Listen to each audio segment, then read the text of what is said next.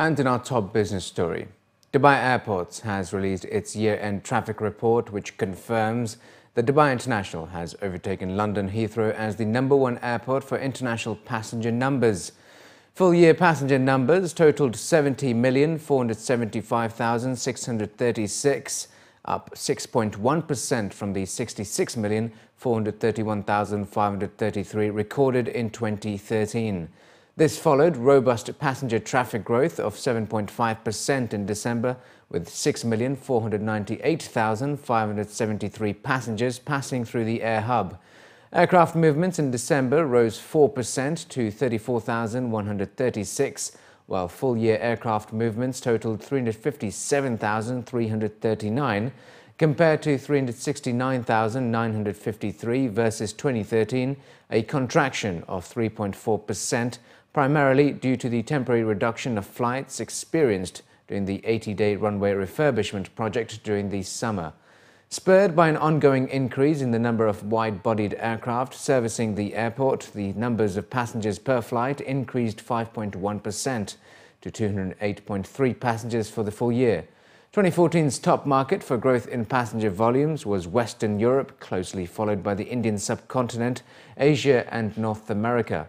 Additionally, freight volumes at Dubai International totaled 2,367,574 tonnes in 2014, compared to 2,443,624 tonnes in 2013, down 3.4% due to the shift of freighter operators to Dubai World Central last year. Residential real estate prices remained flat in Abu Dhabi during the fourth quarter of 2014, the first time no increase has been registered since Q1 2013.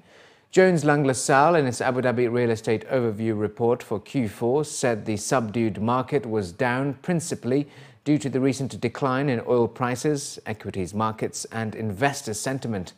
The report said the UAE capital's sales market is expected to remain stable during 2015 amid softening demand and reduced supply of new homes following high rates of growth averaging 25% for both 2013 and 14. Abu Dhabi's rental market saw average rents for prime residential units increase by 11% during 2014, with 4% growth recorded during Q4. Rental growth has been driven by new job creation as the government progresses major infrastructure and economic development projects, combined with government policies to reduce the level of commuting from Dubai. Looking to this year, the JLL report predicted that it expects to see a reduction in government spending this year due to the recent decline in oil prices, with employment creation and residential demand growth to be sustained from projects commenced while the oil price was high. The GCC region is expected to spend more than $700 million towards technology and education in 2015, which is an increase from $616 million spent in 2014, according to a new study by IDC. At a press conference, representatives from IDC and IT firm Intel revealed the findings of the study titled "Role of Technology in the Education Sector," which has estimated rapid digital transformation of education in the GCC region. According to the research, government expenditure towards IT and education in the region is expected to increase at a compound annual growth rate of 10.4% over the next 2 years, with 100% of all educational institutions to adapt smart learning practices. The findings were based on a survey conducted with 10 educational bodies in the region, which also comprised of schools and universities, and assessed the current IT infrastructure as well as the benefits of a virtual learning environment. As per the results, around 90% of classes are using smart devices for learning, with 60% using laptops, while the remaining 40% using tablets. Speaking at the press conference, the representative from IDC stated that such digital transformation has enhanced the learning experience of students, whilst also developed the role of teachers to be facilitators in unlocking their students' potential. The role of the teacher is changing. It's changing to a facilitator rather than the whole sole source of content in the classroom.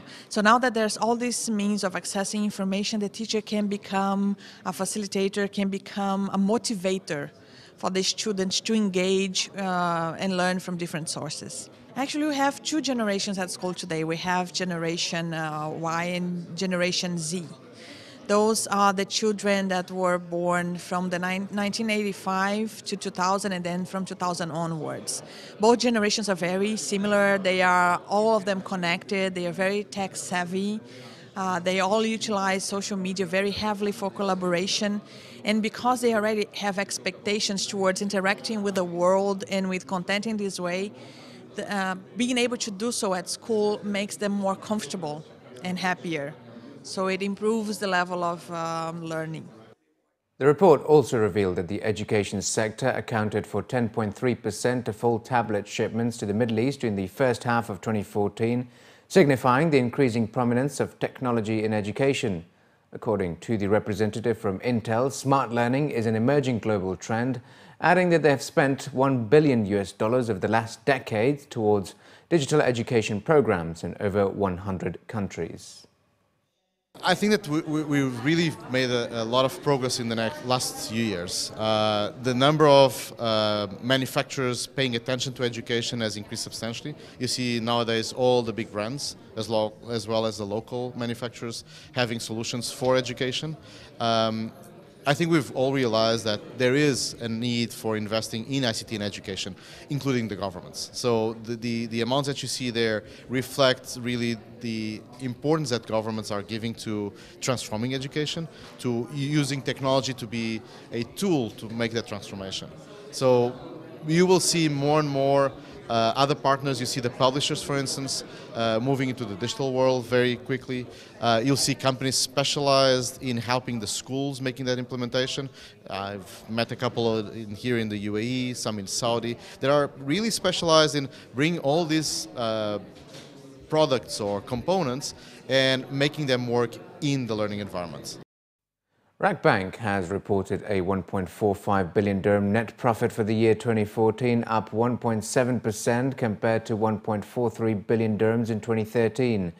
According to a statement from the bank, its operating profit before provisions increased by 15.7% from the previous year, and its total assets grew by 15.6% to 34.8 billion dirhams compared to 30.12 billion dirhams at the year ended 2013. Total loan growth for the year was at 15.4%, and the bank's total operating income went up by 404.8 million dirhams to 3.56 billion dirhams, as net interest income and net income from Islamic financing grew by 11.8% to 2.76 billion dirhams. This was due to higher interest income from loans and investments, as well as lower cost of deposits.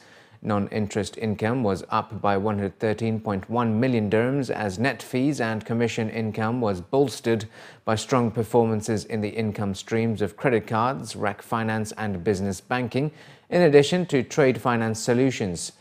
Customer deposits grew by 6.9% compared to the previous year to 24.7 billion dirhams, and Islamic customer deposits reached 2.6 billion dirhams by year-end. The bank's board has recommended a cash dividend of 50%, which will result in 42.4% of net profit being retained.